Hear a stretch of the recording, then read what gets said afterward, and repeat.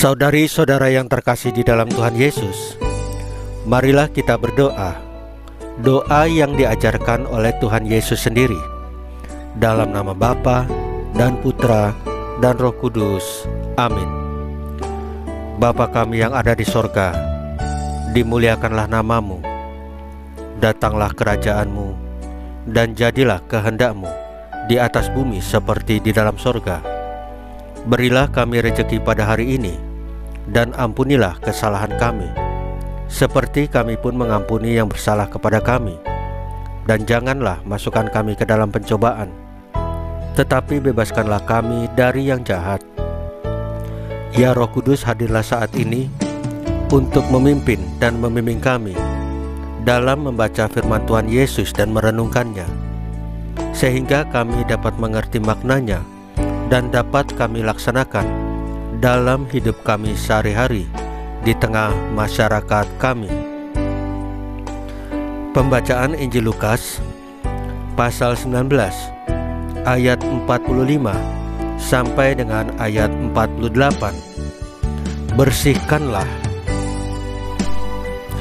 Pada waktu itu Yesus tiba di Yerusalem dan masuk ke Bait Allah. Maka mulailah ia mengusir semua pedagang di situ. Ia berkata kepada mereka, "Ada tertulis, rumahku adalah rumah doa, tetapi kamu menjadikannya sarang penyamun." Tiap-tiap hari ia mengajar di dalam Bait Allah.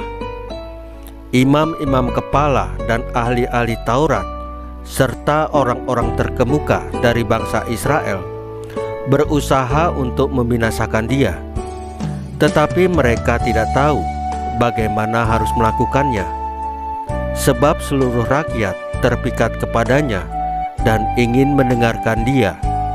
Demikianlah sabda Tuhan. Terpujilah Kristus. Saudari-saudara yang terkasih di dalam Tuhan Yesus, semenjak pandemi COVID-19 melanda dunia, tempat ibadat dan khususnya gereja-gereja menjadi tempat yang sepi, lengah dari hiruk-pikuk. Hal yang tidak pernah terbayangkan sebelumnya. Gereja kosong di hari Minggu dan hari raya.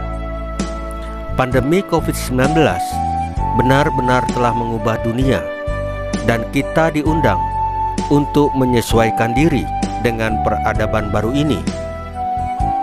Hari ini, bacaan Injil berbicara tentang Yesus yang mengosongkan Bait Allah, karena Bait Allah disalahgunakan oleh para pedagang.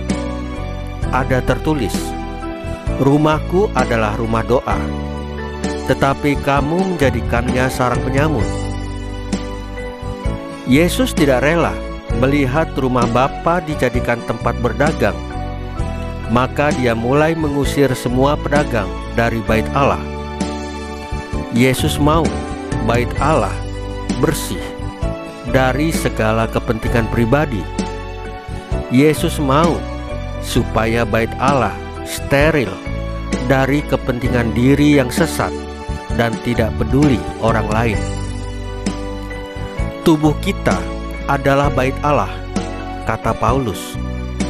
Kalau tubuh kita adalah Bait Allah, maka berarti tubuh kita adalah tempat Allah bersemayam. Lalu pertanyaannya, masih pantaskah tubuh kita ini menjadi tempat bersemayam Sang Ilahi? Ataukah karena tubuh kita sudah terlalu gaduh, sehingga gema suara Allah tidak lagi bisa kita dengar? Masih layakkah tubuh kita menjadi bait kudusnya? Atau tubuh kita sudah ternoda dengan berbagai nafsu cinta diri? Kalau pandemi COVID-19 telah membersihkan gereja dari segala kebisingan dan aktivitas, apakah Yesus juga telah membersihkan kita dari segala hasrat diri yang seringkali mengantarkan kita pada kehancuran? Saatnya kita membersihkan diri agar Bait Allah kita semakin hari semakin layak dan pantas untuk bersemayam Sang Pemberi hidup. Saudari-saudara yang terkasih di dalam Tuhan Yesus, marilah kita berdoa.